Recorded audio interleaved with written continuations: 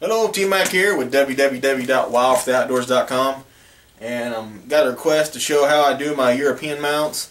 So, of course, I already had this one started when I got the request, so I didn't get all of it, but I can pretty much tell you what's going on. This, of course, is an antelope. My neighbor shot this, Gene, and first thing I do is skin the face off, which is what's going on here. I left the brow on, but I didn't take anything else off. That brow is just, it's a little hard to deal with on the head when you just got a head to work with. You know, your best thing to use is a screwdriver, but it's really a lot easier if you just boil it with the brow on it and take it off later.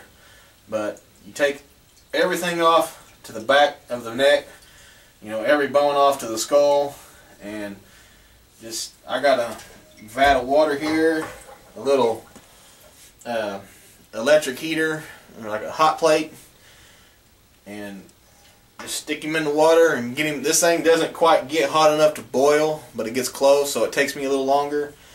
But I'm going to tell you the secret to all of this, making it a lot easier, is baking soda.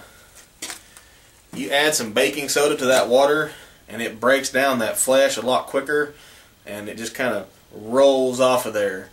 I done a hog skull, and I was able to pick the hog skull up out of the water and just shake it, and 90% of the meat just fell right off.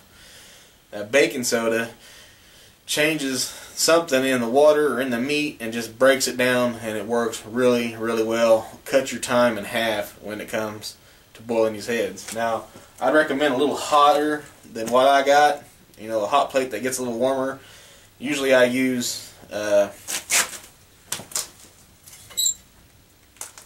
propane, one of these propane heaters, but I'm running low on propane, so I'm using electric. And it usually takes, you got a good boil, about a day. And the way this is set up, this low boil, I'll take it out today, peel as much meat as I can off of it, stick it back in there and let it go a little longer, You know, 2 or 3 days I'll look at it and work with it, keep it plugged in.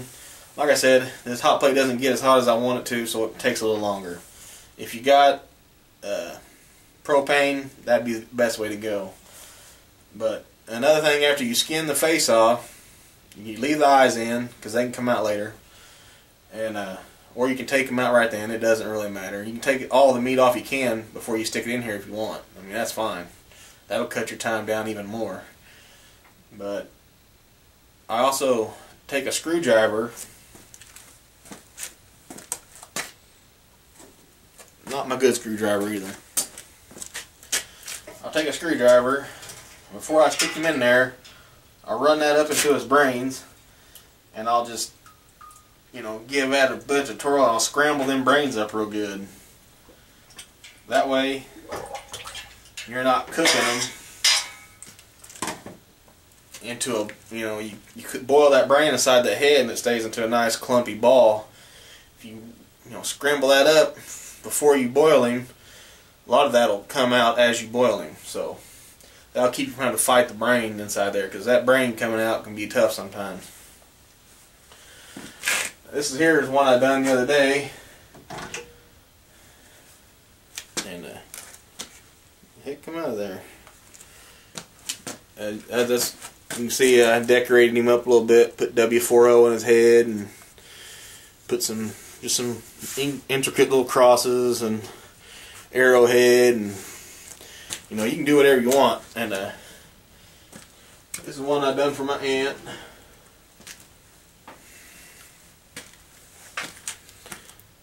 And this is just like, if you just took him out, this is what they look like. Of course, he's got a little grease on him, but it ain't really that bleach white that you see that professionals do, but it's really close. And this is what I would call just, you know, just a plain European mount. If you didn't want him bleached out and everything, this is what he would look like. Now, to get rid of that grease, like sometimes the skulls are yellow, there's a lot of grease in them. Like right here, some dark patches on the back of the head, right next to the teeth. You know, what you do is you fill up a bucket of water and put Dawn dish detergent in it, a lot of Dawn. You know, Dawn cuts the grease, and you'd stick that head in there in that grease water and that Dawn, and just let it soak for 3 or 4 days. And that dish soap will take out a lot of that grease, which takes out some of that discoloration. So that's how you do that. Get a lot of that. I mean, but I don't mind them like this. You know, that don't bother me one bit. But if you're doing this for somebody else, they might not like that. So Dawn dish detergent is good stuff. So you'd set that in there, soak it in Dawn dish detergent, and this is all stuff that you find at your house. You know, baking soda, everybody's going to be carrying that. Dish detergent, you know, everybody has that. So you can use these stuff to help you in your home taxidermy. But that's for my aunt. That's a nice buck she killed.